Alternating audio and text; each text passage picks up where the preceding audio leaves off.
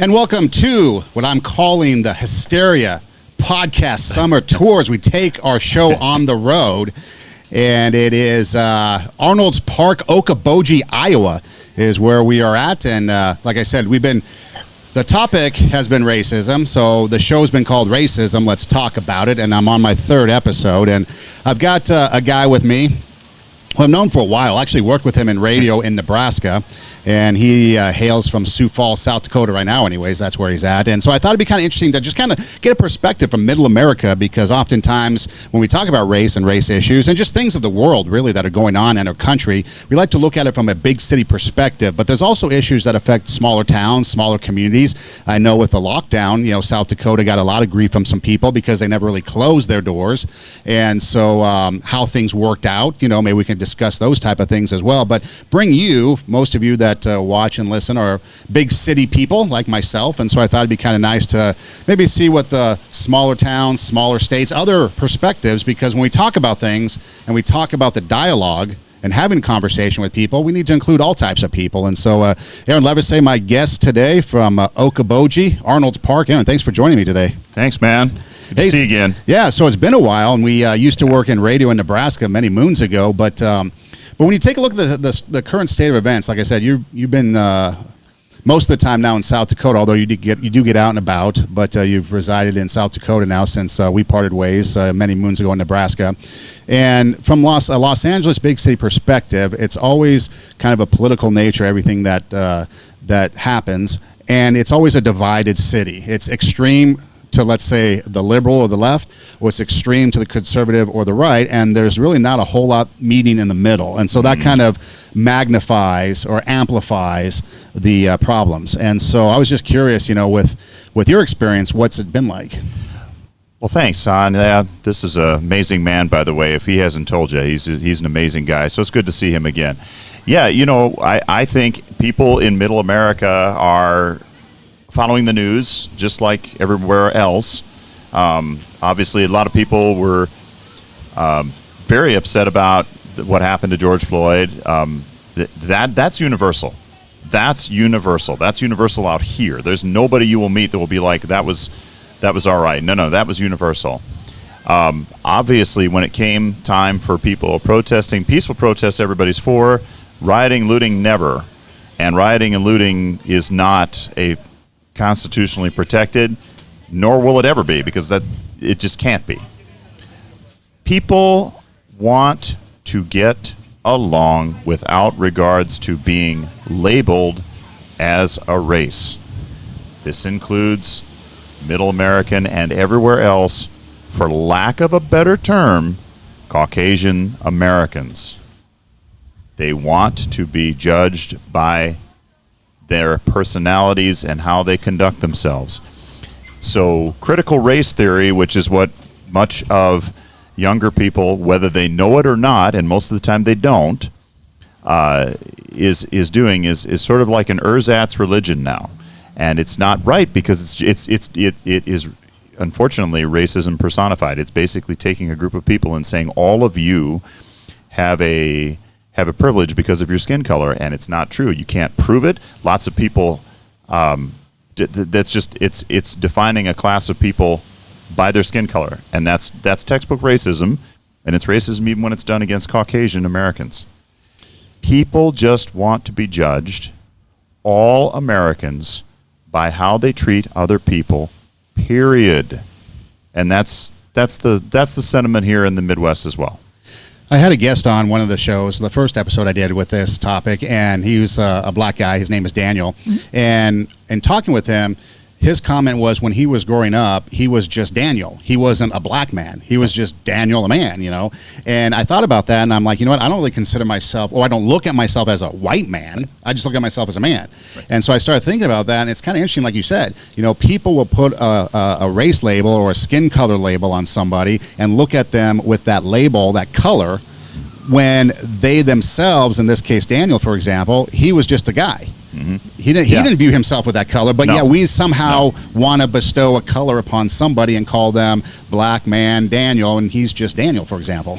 Son, this is why culture matters so much, and people that shape our culture matter so much. Look at all the things that get introduced into the lexicon that we actually have to talk about, that nobody literally was talking about it until you run 50 million stories on it. And then after a while, people can't remember when they weren't running stories on it. Like, this is the thing that you will think about.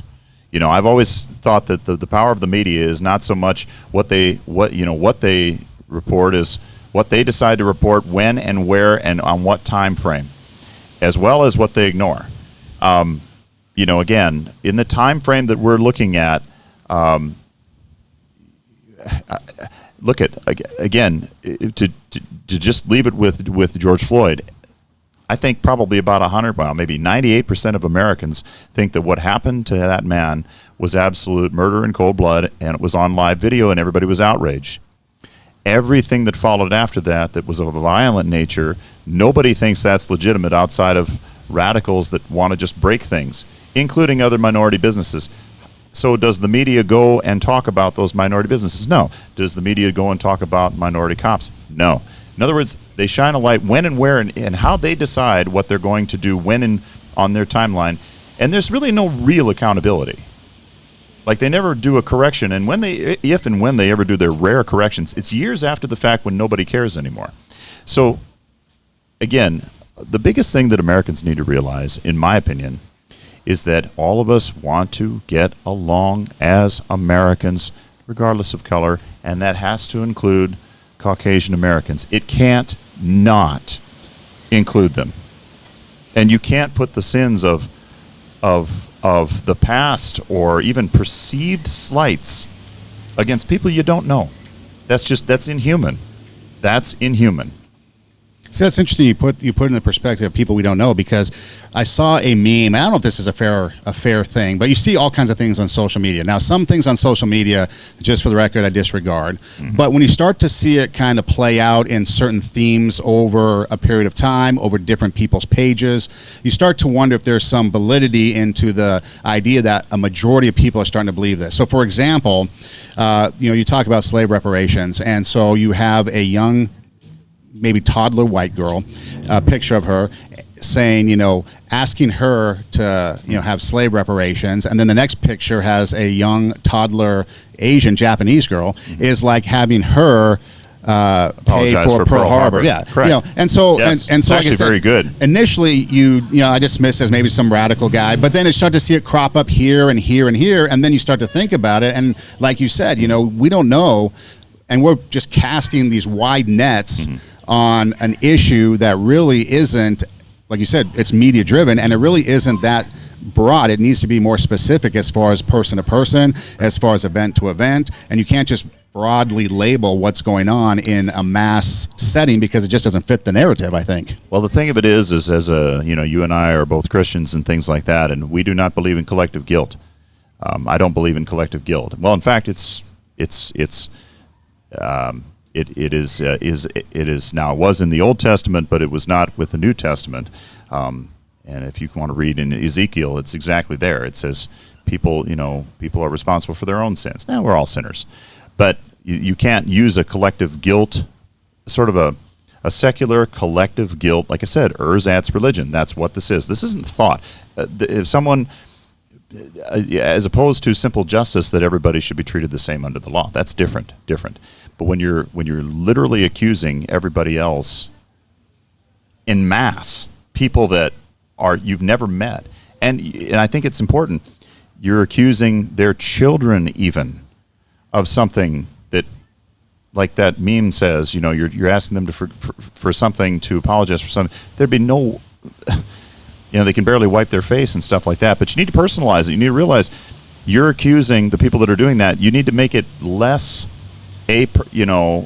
large and more personal. You're accusing this person over here and their family for something that that they're good people and that they give back and that they love their community and they love their multiracial church. You know what I'm saying? Yeah. You got to go, no, wait a minute. So unfortunately, we live in a time where this has been inculcated by many, many years of people not being paying attention. And we're seeing the results of it. If you pipe hatred and a victim mentality into people for a good generation, this is the logical end result of that. See, it's funny you say that. It's not funny, but because Brandon, another guy I had on, he's a black guy from the inner city of Los Angeles, and he said that he first believes that racism will end at one time. He feels in the future. But he said this, people, what are they going to do if they identify as being oppressed? That's their identity. Yeah. And then what about those that identify as the oppressor? Yeah, well, see, it's critical race theory, because what the thing of it is it basically says two things. One, it gets rid of all your moral agency. You're not responsible for anything you do. Okay, one. Number two, you've already labeled a bunch of people arbitrarily as a certain type of thing, although you have never met them, and you don't plan on meeting them. People that could be your best friends, people that probably have more in common with you than the current friends that you're with, and you've cut them off and divided them out from your circle of friends, and even as your fellow countrymen, vets, people that have gone overseas to fight for your freedom, to sit there and honestly mouth lunatic notions like that. Critical race theory poisons everything it touches. It poisons the person that's using it to try to get vengeance, which is not real, or against people that, or real vengeance against people that did nothing wrong.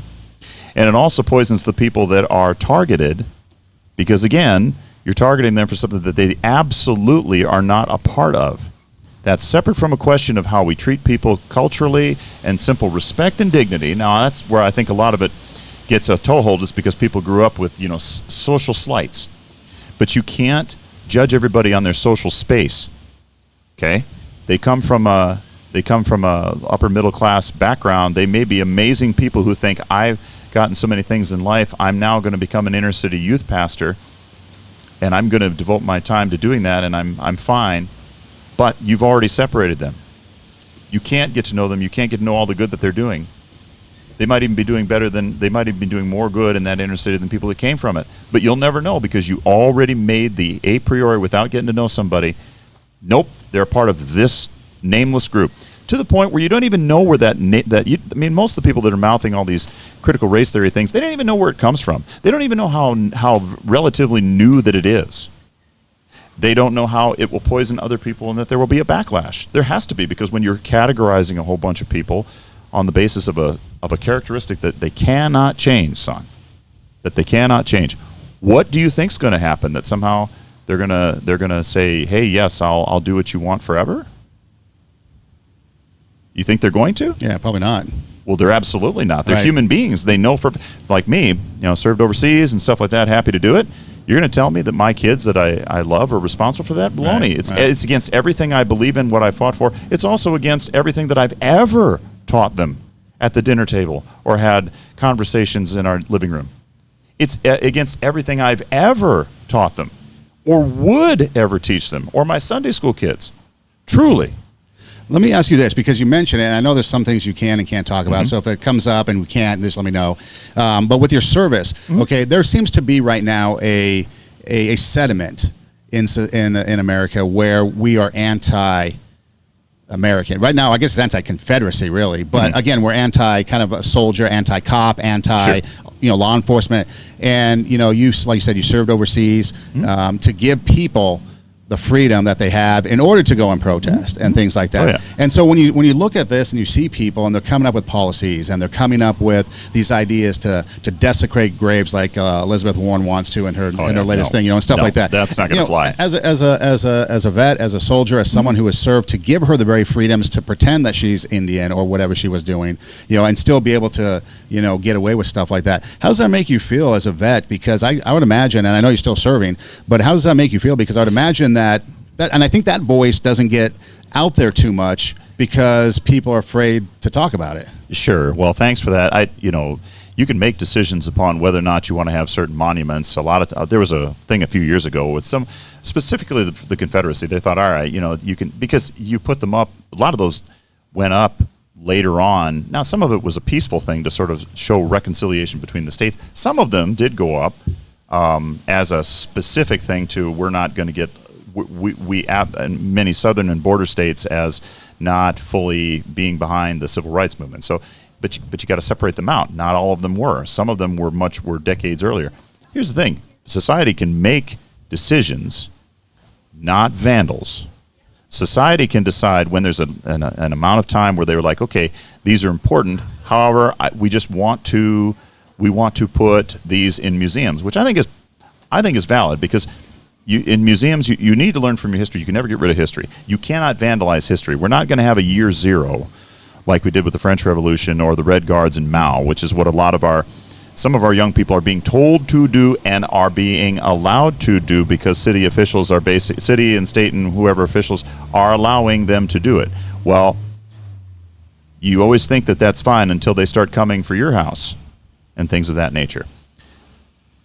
So what am I saying? You can honor the country and the ideals that it stood for, but there's a right way, and it's like everything else. There's a right way and a wrong way to do it. Violence, looting, and just flat-out destruction of property, vandalism, is never the right way to do it, okay?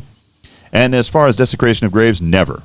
Absolutely never. If they've been put in the ground, regardless of whatever that they did for that was part of the healing process for the nation.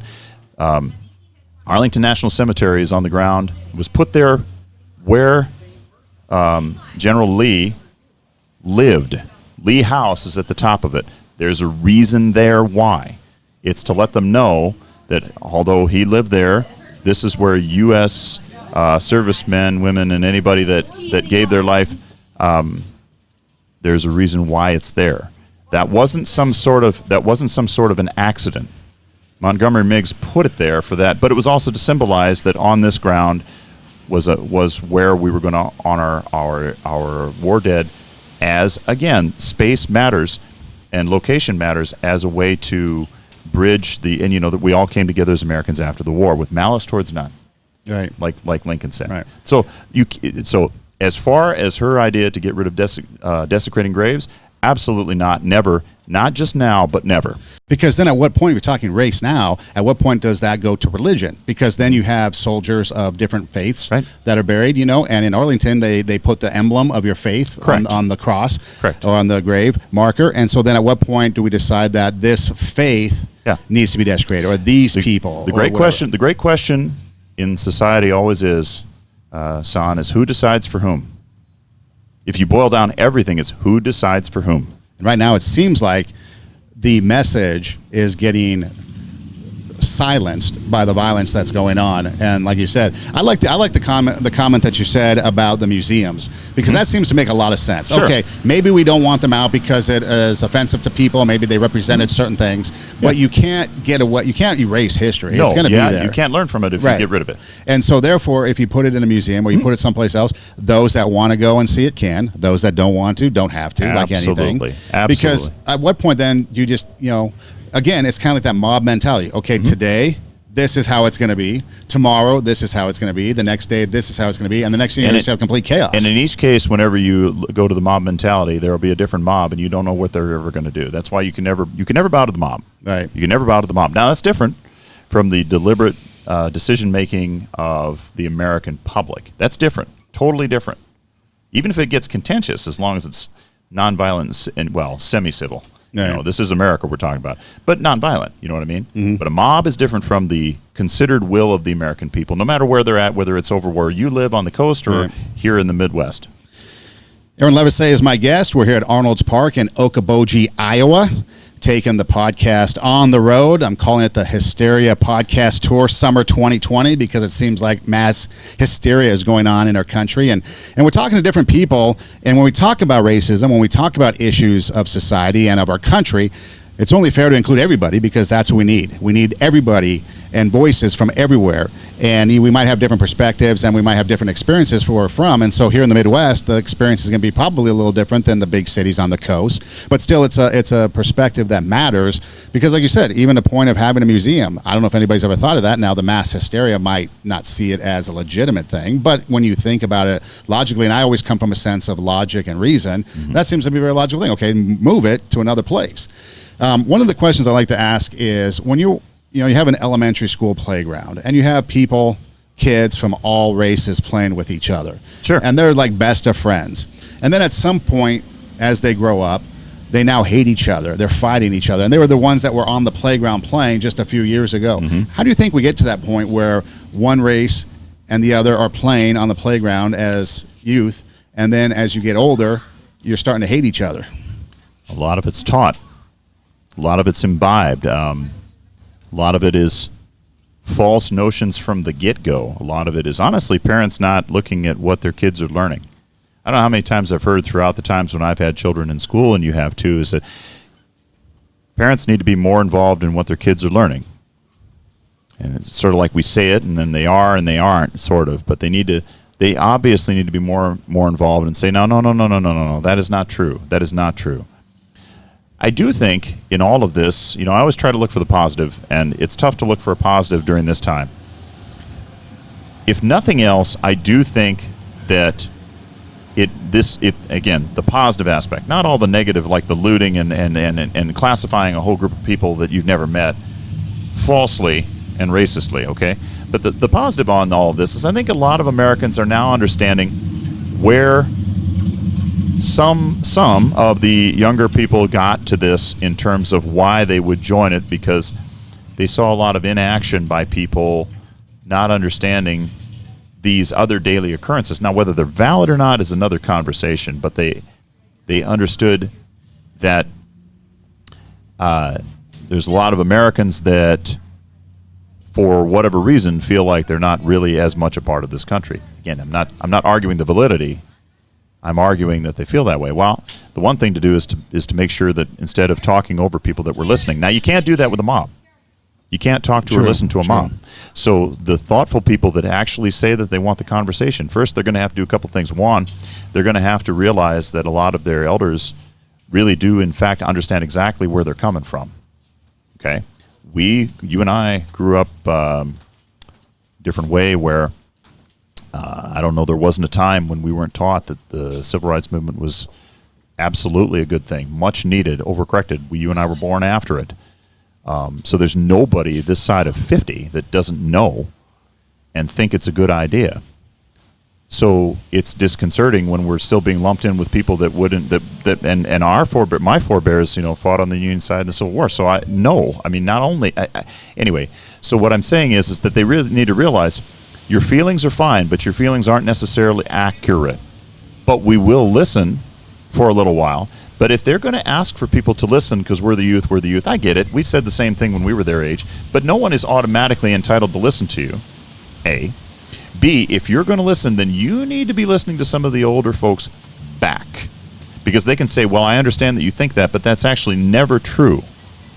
You understand what I'm saying? Yeah. If you want a conversation, we have to have a conversation. Well, then it has to be a dialogue. It cannot be a monologue and a hectoring. That's never. How would they like it if all we ever told them is, that's all they ever heard, and they would never have a chance to talk back? It's the millennials that are just doing everything wrong, and they were never allowed to ever say, hey, wait a minute, I'm not like that. So they need to take that into account when they're saying we need to have a dialogue. If you want a real dialogue, means you need to listen yourselves. Being young and being passionate does not automatically mean that you actually have more wisdom, or that even if you're correct. See what I'm saying? Yeah. See, I think that's where the problem with social media comes in, because somebody posts something and automatically everybody's reacting. Mm-hmm. And usually it's either pro or con against the post, okay? Oh, it's all feeling also. Yeah, and that's the other thing. It's all feeling. But they're going, and nobody is listening, okay? So then, like you said, you get into these riots, let's call them protests, because the riots, like you said, aren't legit. But you get the protesters, and you want to listen to them, but then the mob takes over, so you can't hear them because the extreme takes over. So then at what point, well, how do you think we can get to the point where you can have a group of people, we'll call them the protesters, that have a legitimate concern, that want their voices to be heard, to meet up with the people that want to listen and have a dialogue? Because right now it doesn't seem like there's any way to bring these two groups together. One way is, I think, actually like what you're doing, San, with your podcast. Honestly, I think the major media is really not a place to go anymore. And I would include every cable show too. They're all, even if they were ones that would agree with you and me, they're all stuck on division. Right. If you really boil them down, they're stuck on division. And it's for ratings, a lot of it, or even if some of it is genuine, it still is not helpful. Okay? Right. Not every protester has a valid reason for protesting, but not everything that is in time the way that it is right now needs to be the way that it is right now. Right. So, but the only way to have that is the long-form conversations like we're having, and they have to go to some stupid commercial. So they never, no one ever gets the full picture about anything. True. So no wonder people are, but people have to learn to shut that off, probably start listening to podcasts like yours, and basically decide that they're probably going to get more of the real information here than they're ever on those staged and absolutely worthless press conferences and or coverage on many of the cable shows in the major media. Seriously. Yeah.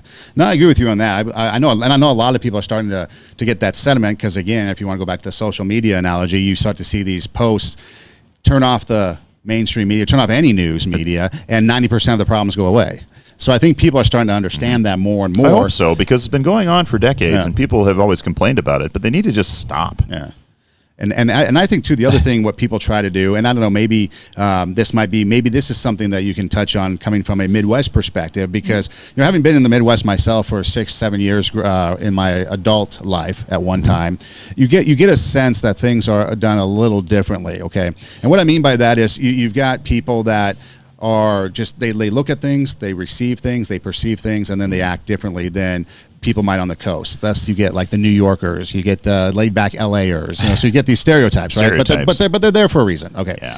But so we're trying to bring people together. Sure. But people are trying to handle it on a national level, a political national level. And my contention is it probably has to start at the grassroots level. It absolutely does. First off, politicians are only ever going to be interested in not just re-election, but also they're going to be interested in people that are for them and against somebody else. And that's just the nature of it. I mean, that's just sort of how it goes. Very few people are ever willing to be statesmen or statespeople to where they can go, all right, this might be what people of my district or my state want, but it happens to be bad for the nation. Very few people are ever going to do that. I mean, that's been the case since the beginning of the Republic. We never really had a golden age. We only had a few people that were ever like that. We just had them at right times. But even then, what you say? How do we do this? Well, we do it like this. You're having your podcast with various people, and you're letting them know, essentially, hey, you person that may even believe differently than me on a number of issues. Hello, fellow human being. Like, you're an actual human being. You have actual likes and dislikes. You have actual...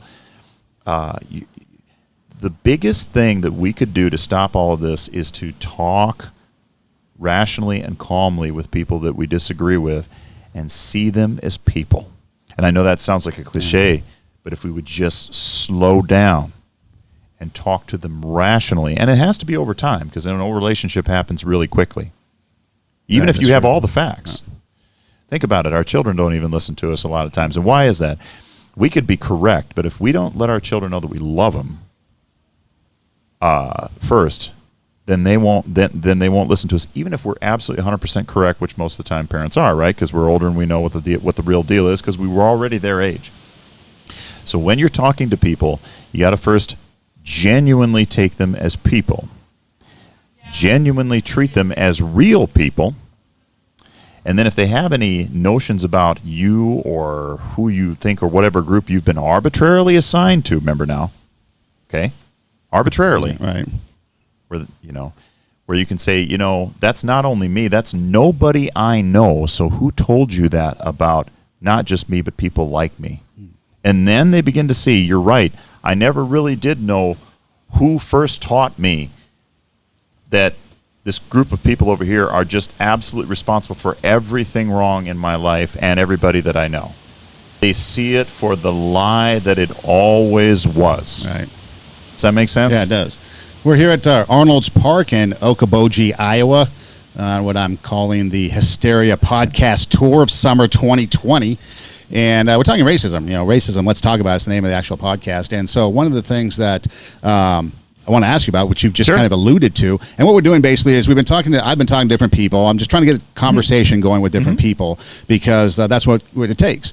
And one of the things that has come up is the value of people. So, for example, Roland, a guy I talked with in a previous episode, was commenting that black people were viewed as a commodity in the slave trade, okay? And so their value is as such. And so it got, then another conversation with somebody else, it got to the point of, if we treat each other or if we value each other the way we value ourselves, Right.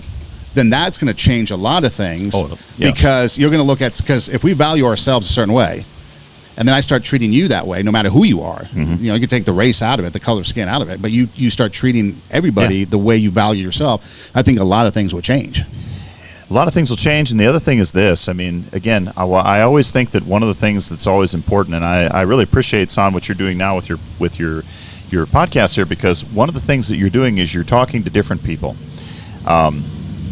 When you start actually doing long-form interviews and talking to people and just letting them talk, you know, not this pre-scripted, not even good enough to be a soundbite segment Right. before they go to this other commercial, which nobody remembers the stupid commercial anyway, but they pay for the shows, okay? It's literally a waste of time. It's literally a waste of time, and you literally are probably worse off because you actually took time away from how you could have known your neighbor or somebody, you know, phoned somebody up and said, hey, how are you doing? The biggest thing that we have to do with all of the isolation that we have is we need to reconnect with our neighbors and fellow Americans, and that means going to the places where most of our social circles aren't necessarily, in my mind, it means going to the places where most of our social circles that we're going outside of them. Going outside of them. It's easy to talk to people that you see at church or that you see at work or that you see in your neighborhood. It's much harder and different to get to know people from different or maybe poorer areas of neighborhoods or even wealthier areas. There's stereotypes they go through. Basically, we've already made up our minds about them before we've even had a chance to meet many of them. That's true. Right? Because it's like, no, they wouldn't want to know me because I'm not wealthy enough. How do you know? Have you ever talked to them? Maybe they're just wonderful people. Maybe they would swap recipes for you, you know, or maybe they'd go to a ball. How do you know? Do you see what I'm saying? How do we know? We put so many things in our minds that might be completely, utterly untrue. Right. But we listen to things that have been taught us uncritically over years instead of just taking the first step of faith and going and meeting different people. And then they realize that you're a real person back. Right. With real families and like real lives. I know it sounds cliche, but I wish if Americans could just all like do what you're doing, just all of us have podcasts, have one great place where all we're doing is we're watching podcasts, and then we're realizing the downtown cook is talking to the downtown wife of the cop who's talking to the downtown wife of a CEO, but a CEO that runs a camp for kids with leukemia every summer. Or the guy who goes around to all the different sports games like you, but who also in turn gets to meet all these players and then realizes they're really, really good people and they're devout men of faith and good family members. Or teachers, you know, that do amazing things with our kids every day. Then it's different. Then they're not just this faceless people that you see on TV and you're just like, oh, I can't stand them because honestly, they've done better than me. Right. You know, there's a lot of things in media which basically enhances envy. Right. True. That's true. That's a good point. So I wish we would just have like a nation of podcasters talking to people, whatever we do, just talk to regular people on a daily basis and just get to know them. And when you think you got it bad, find out from somebody else that you've now met and taken the time to get to know. You're like, wow, I have nothing to complain about. Well, amen. Now you've got peace. Right. You've got peace in your life because you realize, oh, wow, I can really help this person. Voila.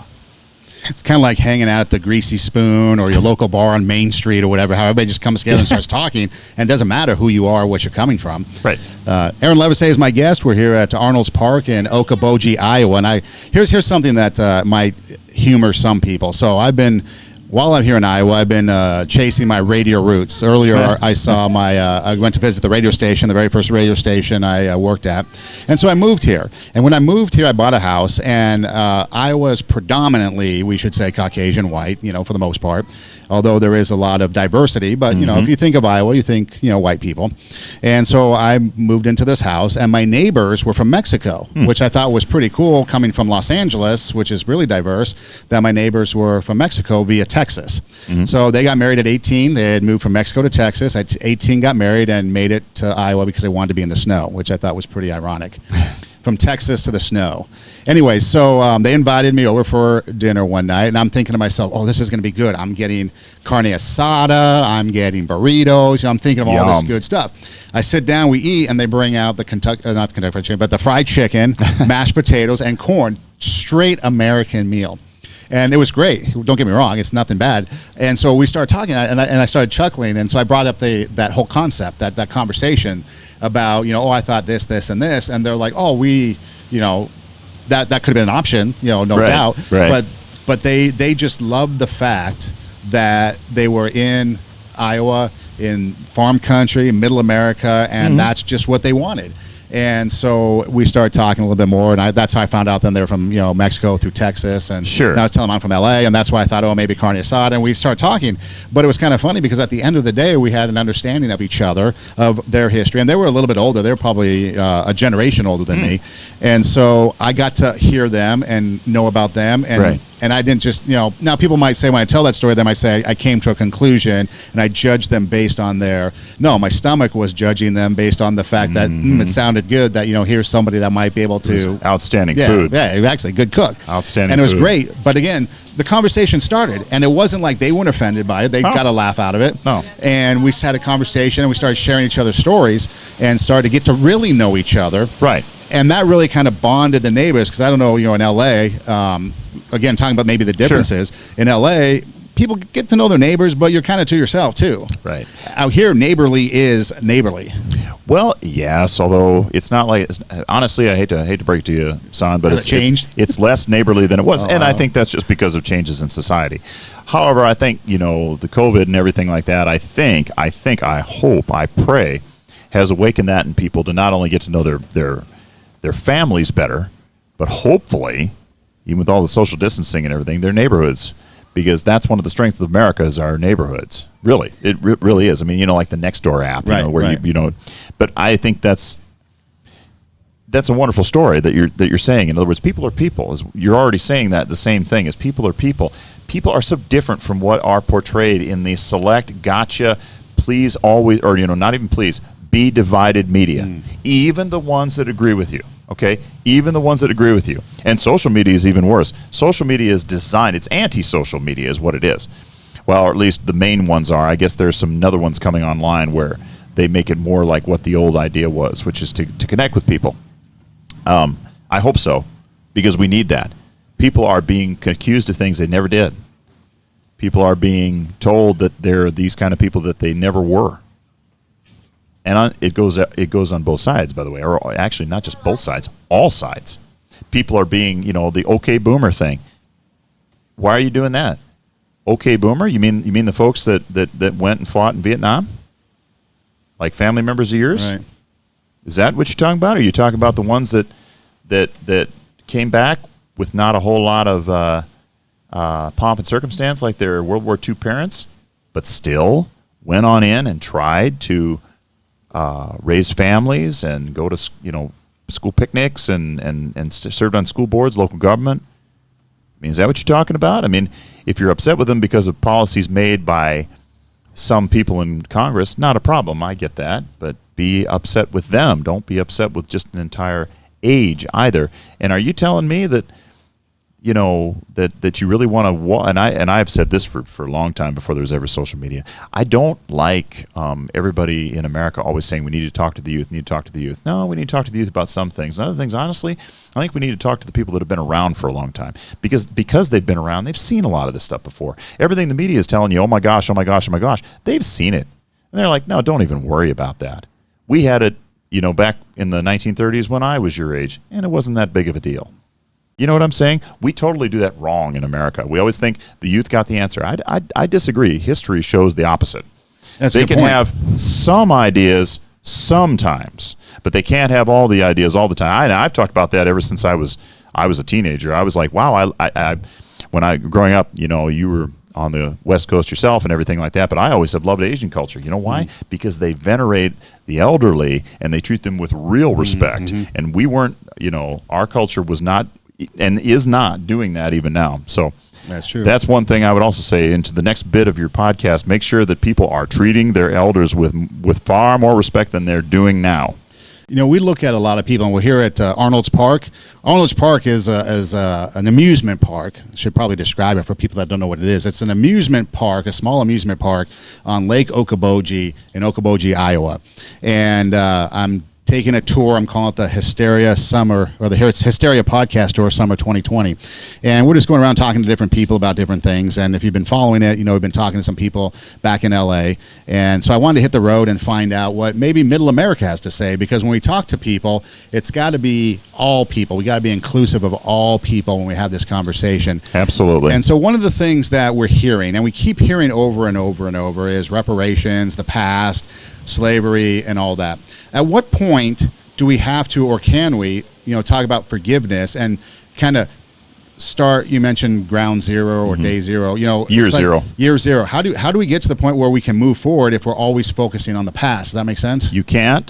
First off, in reparations, zero and no, because there's nobody here that's directly affected by it. That's different from what happened with the internment payments to Japanese Americans, for instance. That's different because they were still living.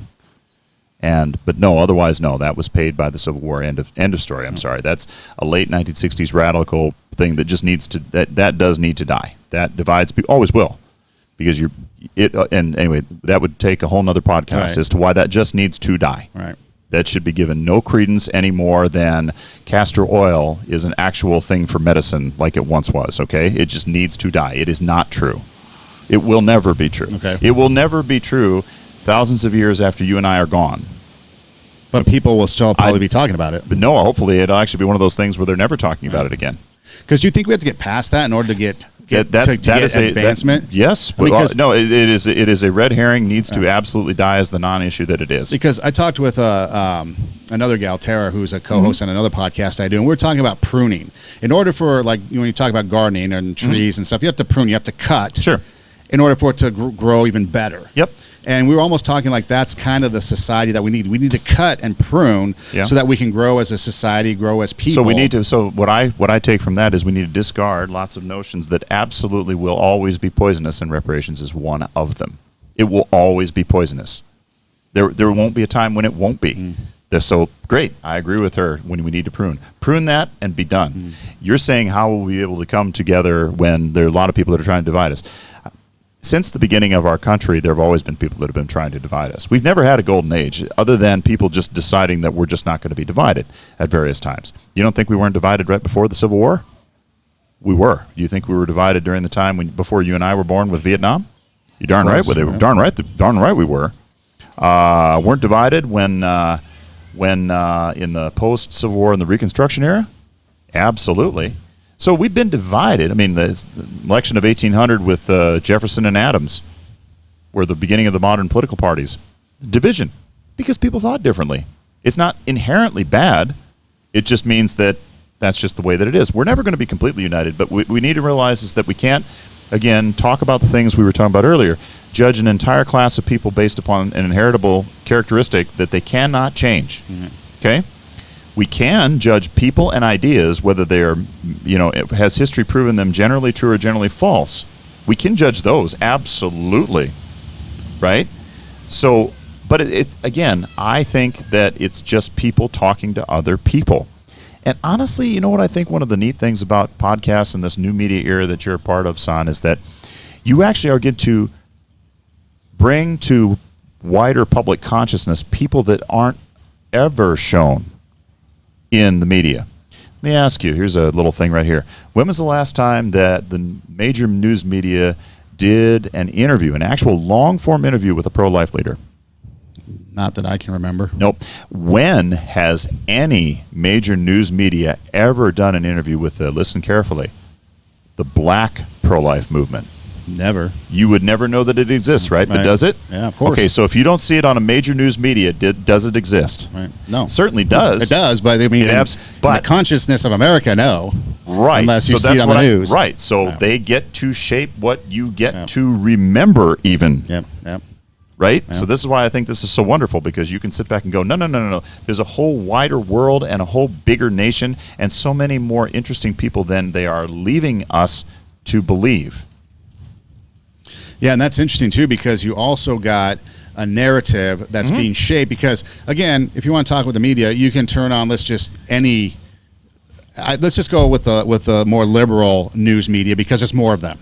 Okay, it's about 92, 93% of them, yes. So by default, that's almost statistically 100%. Okay, so if you're talking that and you turn on one channel, you hear a talking point. You turn on the next channel, it's the same talking point. You turn on the third channel. Yeah, it's amazing group thing. It's amazing group thing. Now you could do that with the conservative TV show from show to show to show. Oh, yeah. They have theirs, but I like to point out solidifying your echo chambers. Yes, but with the liberal media, for example, and not to be politics into this, but it is a dominant television mainstream media thing. You see them to have the same talking point. So that's the narrative that is being brought. It's worse than a talking point. It's groupthink. They're not even knowing that they're doing it. They're not either not aware or they don't care to change their biases. They just don't, son. They don't come into contact with, for lack of a term, religious conservatives. They don't come into they don't want to come into contact with them. As far as they're concerned, they're going to write them out of the story altogether. They don't interview cops' families. They don't interview black pro-life leaders. They don't interview, except when they need them to talk about civil rights, black pastors. Right. Yeah. Only for civil rights, and true. only in narrow bits of civil rights. Yeah. Okay. They don't ever ask hard questions about people on the left liberal scale, or if they do, they ask it later after it. One of my biggest things that I've always gotten upset about with the media is that they always ask the questions after it mattered. See, it's not just it's the manner and place, it's also the time. Yeah. You have to ask it when it mattered. Yeah. If you do it years later, and they say disingenuously, well, we did cover it. Hey, no. It mattered now for you to have asked it then. Okay? So that's what I'm saying. I hate to say it, Son, but most of the major media are basically corrupt, and they're not truthful. And see, what you're doing is correct and long form and trying to be truthful. Yeah.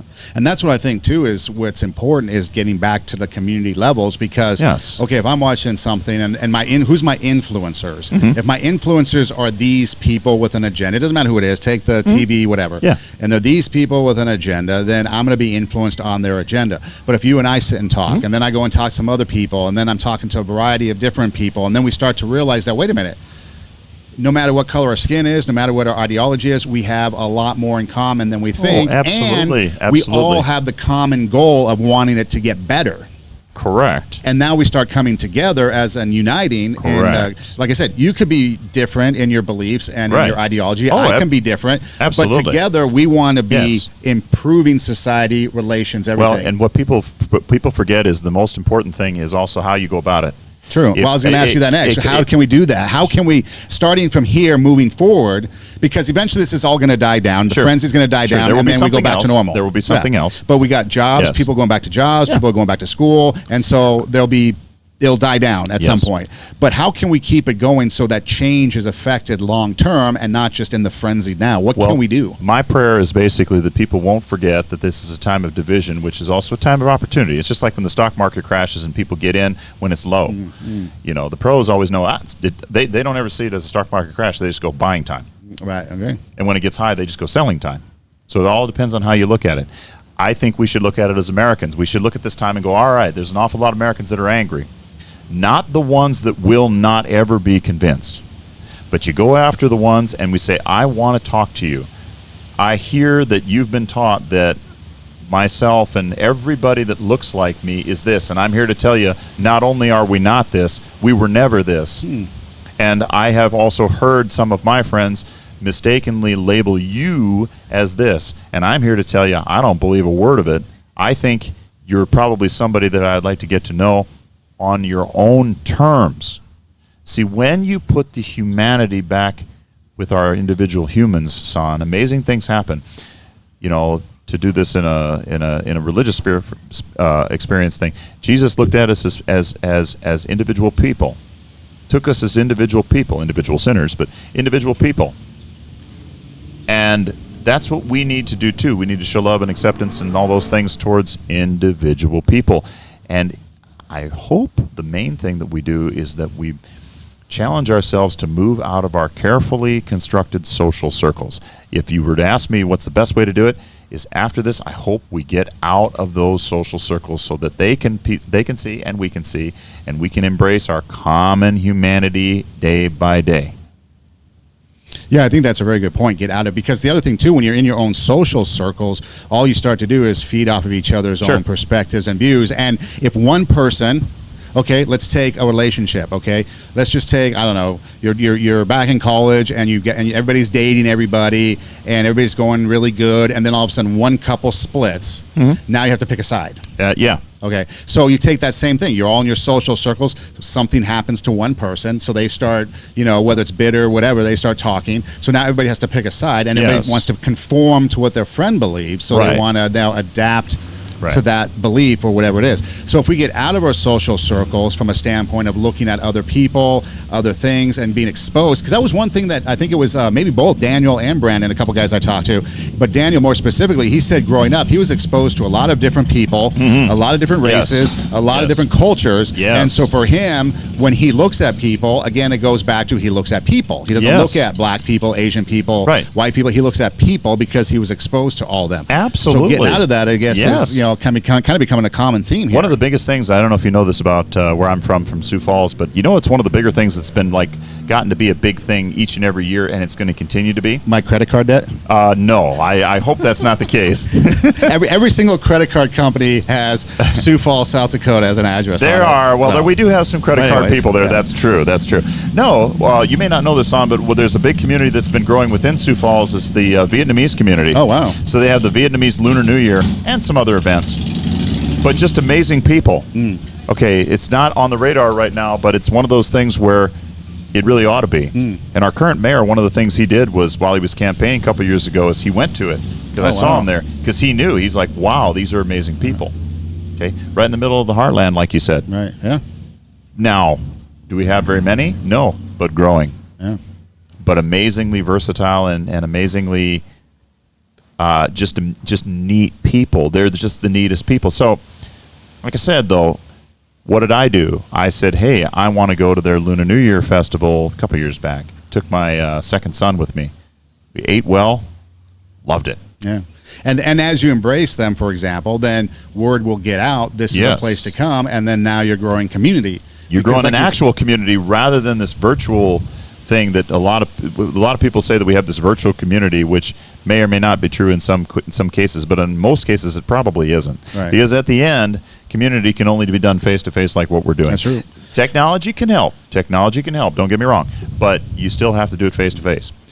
We're sitting here at Arnold's Park. It's an amusement park in northwest Iowa on the shores of Lake Okaboji, Iowa, and we're having a conversation. The podcast is Racism. Let's talk about it. I'm calling it the Hysteria Podcast Tour Summer 2020 as we get out and talk to different people, because as we talk to people, we need to include everybody in the conversation, because different perspectives. And like you said, one of the things that I liked about the conversation today, for example, is the museum idea, where you could put statues and things like that in a museum instead of just destroying them.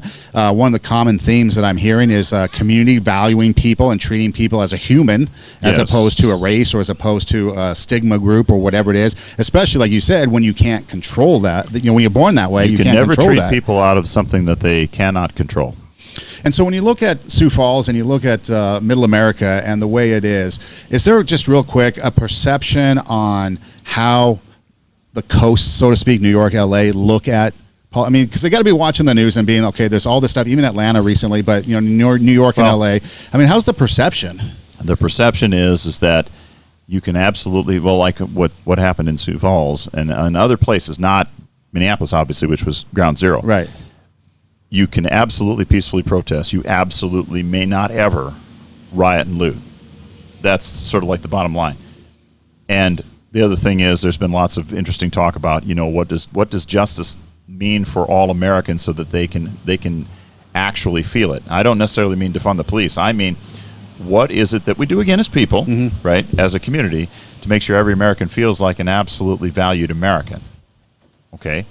And one where the Americans get to decide amongst themselves that they can be valued, not just somebody else telling them you will value this person in the way that we tell you.